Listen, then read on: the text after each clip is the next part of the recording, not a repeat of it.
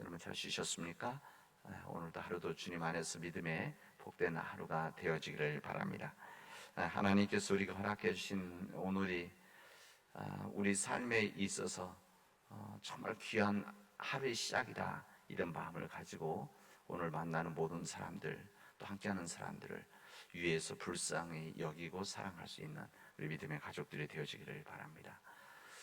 우리는 새벽기도 지금 말씀을 통해서 우리 안에 있어야 되는 진정한 부흥이 무엇인가, 부흥을 어떻게 이룰 것인가 라고 하는 말씀을 나누고 있습니다. 우리 안에, 우리 시대적인 상황이 우리에게 이제 진정한 부흥이 필요하기 때문에 그렇습니다. 오래전에 우리 교회들 속에서 있었던 그 부흥, 교회가 규모가 커지고 교회인들이 많아지고 이런 부흥이 있지만, 그런데 정말 내 안에서, 우리 안에서 우리 교회가 진정 감당하고 꿈꾸고 이루어야 되는 부흥이 무엇인가, 이 말씀을 함께 나누고 있습니다. 오늘은 사도행전 3장 16절에서 21절 말씀을 나눴는데, 이 말씀 베드로가 솔로몬의 행각에서 말씀을 전할 때 주신 말씀이기도 합니다. 왜 이 말씀을 우리 다시 한번 나누려고 하는가 하면, 우리가 회개 없이는 우리 심령, 회개 없이는 우리 교회, 회개가 없이는 우리 민족의 부흥은 있을 수 없기 때문에 그렇습니다. 오늘 이 베드로는 이 솔문 행각에서 성전 문 앞에서 나면서부터 걷지 못했던 이 한 사람, 이 사람을 일으킨 다음에 이제 주님께서 이렇게 말씀을 하십니다. 19절에 보면 너희가 회개하고 돌이켜 너희 죄 없이 함을 받으라. 이같이 하면 새롭게 되는 날이 주 앞으로부터 이를 것이다, 이렇게 말씀하십니다. 너희가 회개하고 돌이켜서 너희 죄 없이 함을 받으라. 이같이 하면 새롭게 되는 날이 주 앞에서부터 이루어질 것이다, 이렇게 말씀하십니다. 여기 나와 있는 19절, 39절에는 회개하고 돌이켜라고 하는 이 말씀이 어떻게 보면 우리 회개에 대한 우리에게 가장 선명한 또 하나의 말씀이 아닌가, 이런 생각을 해봅니다. 여기 보면 회개하고 돌이켜, 이 두 단어 나눠져 있습니다. 사실은 나눠져 있는데, 이 회개하고는 우리들이 잘 아는, 우리 지난 시간에도 말씀드렸듯이, 그래서 메타노니아에 대한 부분입니다. 회개하고는 이것은 우리의 생각의 변화를 말하는 겁니다. 그냥 어제 가룟 유다가 스스로 죄를 뉘우쳤다, 이것은 생각 변화가 아니라 내가 그런 잘못된 생각을 했었구나, 그냥 아는 겁니다. 그런다고 한다면 오늘 베드로가 말한 이 회개하고는 생각만 하는 생각의 변화를 말하는 것이라고 할 수가 있습니다. 이렇게 하면 안 되는데, 이것을 마음속 깊은 곳에서 자각하는 것, 이것이 여기 나와 있는 회개하고란 말입니다. 여기 돌이켜라고 하는 말은 우리 구약성에서 계속 돌아오라, 그래서 히브리 말로 슈브 이렇게 얘기하지 않습니까? 돌아오라. 이것이 뭔가 하면 여기 나와 있는 돌이켜라는 같은 말입니다. 여기 보면은 이 뜻은 행위를 포함하는 회개를 뜻하는 겁니다. 이게 돌아오는, 다시 돌아오라라는 거예요. 다시 돌아오는.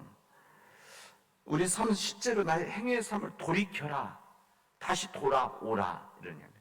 그러니까 베드로가 말하는 회개하고 돌이켜라는 것은 내 생각 속에서 이것을 자각을 하고, 나의 잘못함과 나의 죄를 자각을 하고, 자각한 다음에 이것을 돌이켜라. 우리 삶 속에서 행위의 삶을 돌이키는 것이 진정한 회개다라는 것을 우리에게 알려주십니다. 이 사도 베드로는 자신이 지은 죄들에 대해서 예수님을 온전히 영접하기 전에 가졌던, 또 예수님을 따르면서 예수님 십자가 가기 전까지, 예수님을 온전히 만나기 전까지 지었던 이 모든 죄들을 그는 회개를 했습니다. 그리고 그 회개를 가지고 그의 인생이 변화가 되어진 겁니다. 그래서 본인 스스로 자신의 죄를 회개하고 그 삶을 돌이켰기 때문에 이 사람들에게, 초대교회 교인들에게 그리고 이 시대 우리들에게 똑같이 이렇게 말씀을 하시는 겁니다. 너희가 회개하고 돌이켜라. 회개하고 돌이켜야만, 단순해서 끝나는 것이 아니라 돌이켰을 때 죄 없이 함을 받게 되어지는 것이다. 그리고 그게 새롭게 되는 날이 오게 되어지는 것이다. 이것이 부흥이라는 말입니다. 우리 마음속에 찔리는 것도 중요하고 눈물을 흘리는 것도 중요합니다. 우리의 잘못한 것에 대해서, 아니면 우리의 이 걸어온 우리 스스로 자각하는 것, 이것에 대해서 찔리는, 마음속에 찔리는 것, 눈물 흘리는 건 중요한데, 진정 중요한 것은 돌이키는 겁니다. 어제 말씀드렸듯이 우리가 전주 대학병원에 간다고 했을 때 여기서 동전주로 나가야 되는데, 이 동전주를 내리지 못하고 그냥 지나쳤는데, 계속해서 내가 동전주를 나갔어야 되는데 이렇게 되면 어떻게 됩니까?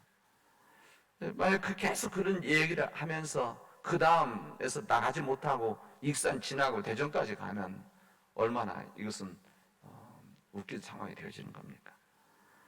목적지를 지나쳤으면 빨리 자각하고 그 다음에서 바로 나가야 되는 겁니다. 그리고 나가서 유턴해야 돼요. 돌아와야 되는 것이죠. 그것이 중요한 겁니다. 이 베드로의 말씀, 이 너희가 회개하고 돌이켜, 이 베드로의 말씀에 의하면 회개라고 하는 것은 뭡니까? 우리 스스로, 우리 자신들에 대해서, 우리 스스로 자신에 대한 자각하는 것과 또한 뿐만 커서 돌아오는 것이다. 이 부분입니다. 여러분, 구약 성경에 나와 있는 이 다윗 왕, 이 다윗 왕은 한 가지 큰 실수를 하게 되었습니다. 이 다윗 왕은 다른 사람의 가정을 깨트린, 어떻게 보면 가정 파괴범이죠. 엄청난 큰 죄였었습니다.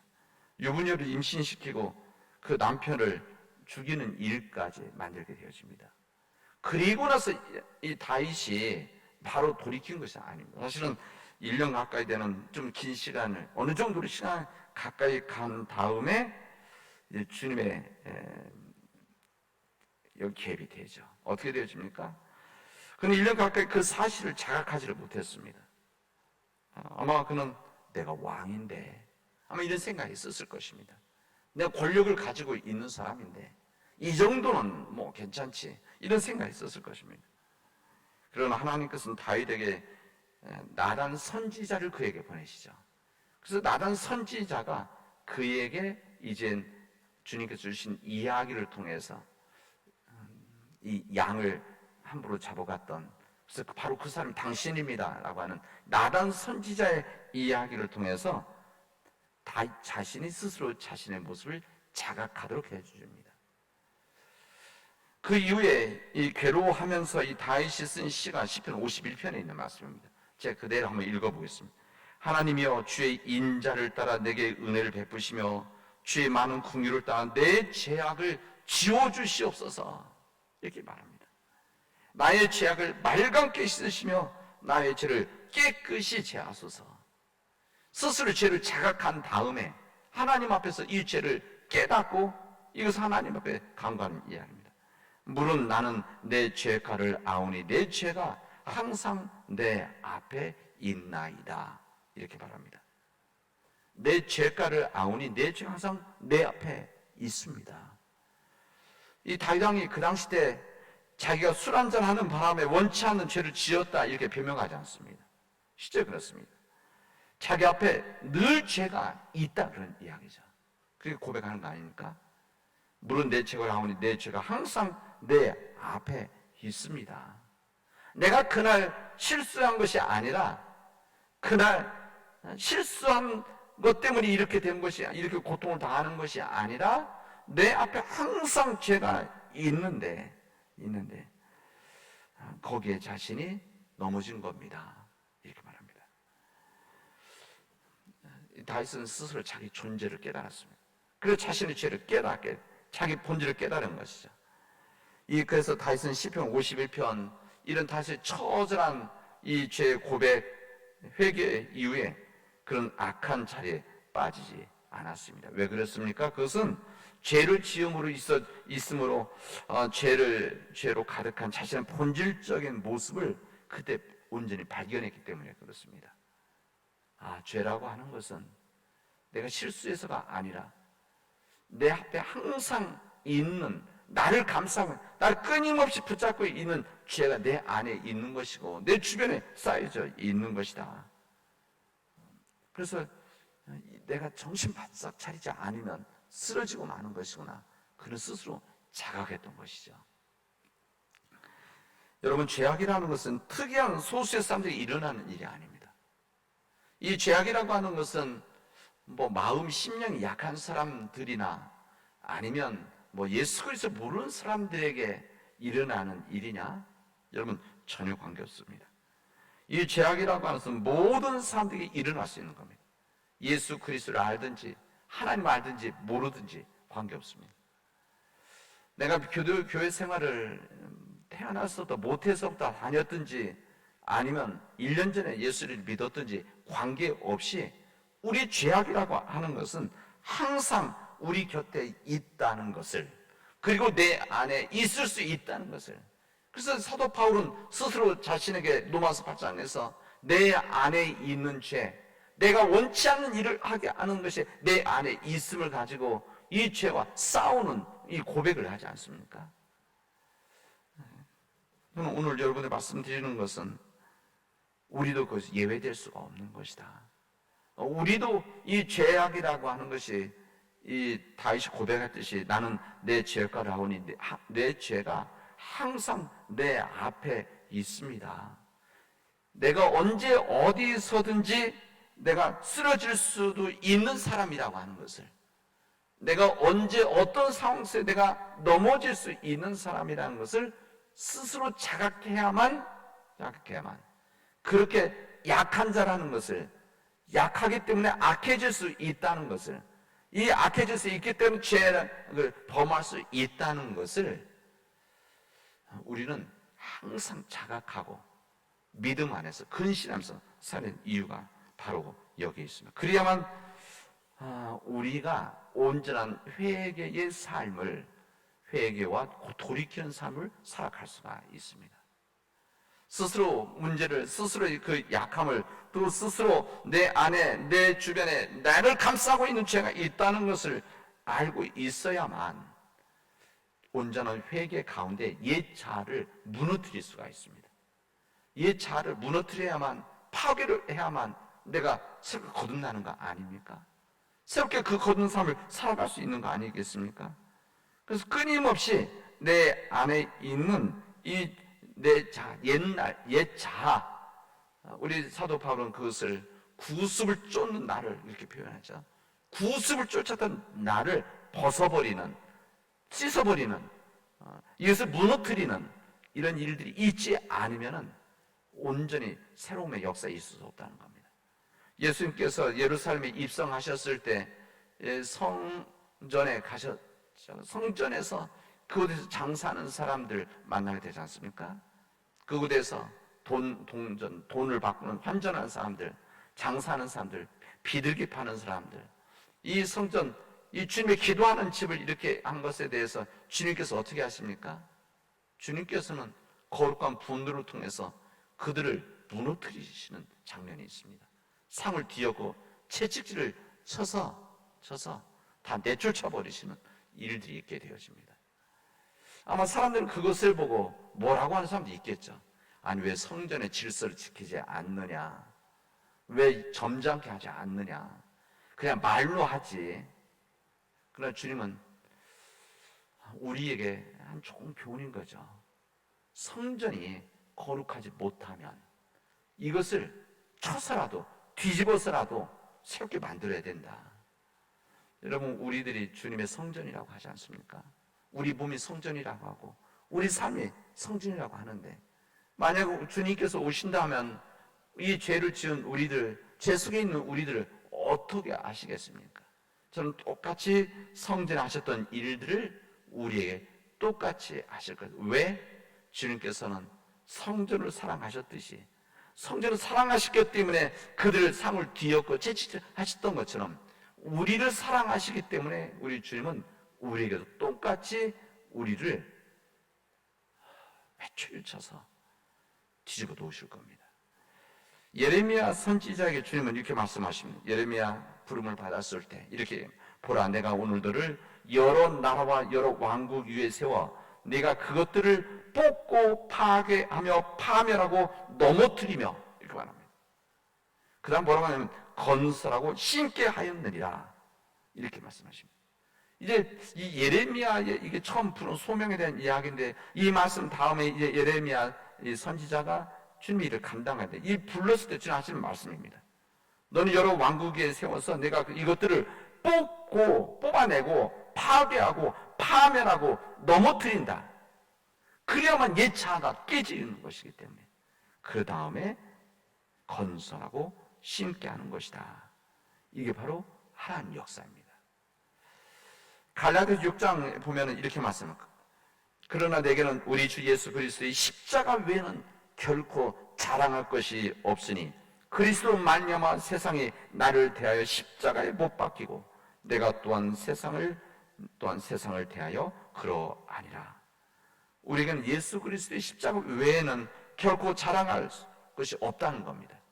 이 이야기 무슨 말이냐면 내 안에 있는 모든 것 자랑할 것이 없다는 거죠. 내 안에서 온전히 예수 그리스도만이 나의 자랑이 되어져야 된다. 내 안에 있는 내 옛 모습, 예차, 나 자신은 주 안에서 허물어져야만 그 안에 새로운 역사가 시작되어진다는 것을 주님 말씀해 주십니다. 이런 회개하고 돌이키는 이 믿음의 삶들을 통해서 우리 안에 진정한 부흥의 역사가 이루어지길 바랍니다. 우리가 부흥을 해야만 우리 가정이 믿음 안에서 온전히 서는 거 아닙니까? 우리 가정이 온전해서 부흥의 역사가 있을 때 저는 우리 교회에 진정한 부흥이 있게 되어진다. 저는 1907년도 평양 대부흥 운동을 통해서 한국 교회가 정말 새로운 역사가 있었던 것처럼 저는 우리 교회가 정말 간절한 마음으로 부흥을 꿈꾸는, 진정한 부흥을 꿈꾸는 이 믿음의 이 비전을 가지고 우리 교회가 이 지역에 죽어가는 영혼들, 잃어버린 영혼들, 생명을 잃어버린 영혼들, 하나님 모르는 영혼들을 구원하는, 그리고 우리 지역을 구원하는 그런 믿음의 구원의 방주소 교회가 되어지를 주님 이름으로 축원합니다. 기도합시다. 은혜가 풍성하신 하나님 감사합니다. 하나님께서 우리에게 귀한 은혜 주셔서 그 은혜 가운데 진정한 회개와 돌이키는 삶을 통해서 내 안에 부흥의 역사가 시작되게 하신 것 감사합니다. 하나님, 내 앞에 항상 있는 이 죄악을 우리들이 알게 하시고 내 안에 있는 이 죄가 나와 끊임없이 갈등과 싸우고 있다는 영적 싸움이 끊임없이 이루어지고 있다는 것을 깨달음으로 인해서 온전히 주님께 붙잡힌 바 우리가 주님의 인도하심 받게 하여 주시옵소서. 우리가 주님 안에 이 주님 앞에 우리 몸이 들여져서 성령의 불 우리를 태워주셔서 우리가 죽고 낮아지고 깨어져서 철저히 죽어서 내 안에서 예수 그리스도만이 나의 삶을 지배할 수 있도록, 예수 그리스도만 나의 삶을 이끌어갈 수 있도록 내 자신을 비워놓게 하여 주시옵소서. 이 모든 말씀을 예수님의 이름으로 기도합니다. 아멘.